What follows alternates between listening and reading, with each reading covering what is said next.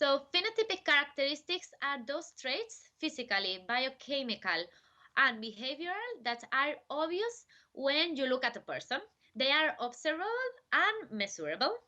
Moreover, these characteristics are the expression of the genetic traits that each of us has in an observable way.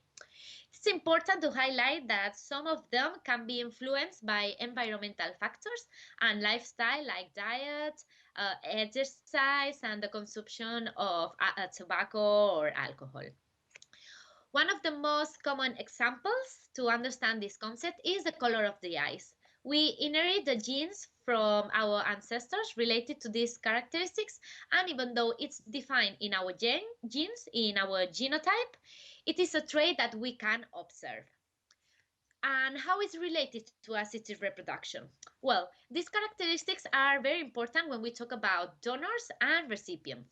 As you may know, the donation of oocytes and sperm is a very common option when the quality or the quantity of the patient eggs or sperm is an obstacle in the way of a success pregnancy, and also if there is a multiple hereditary genetic disorders identified as high. The selection of donors is a very important process, and we try to look for the maximum phenotype compatibility when we have to choose a donor. However, we always have to take into account that it's impossible to guarantee that this characteristic will be on the offspring. On one hand, that's important in order to find a donor physically similar to the recipient with the consequent effect in the offspring phenotype.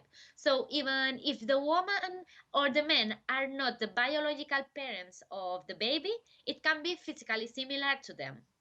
However, can't forget that our phenotypic traits are closely related with our genotype, with our gene pool.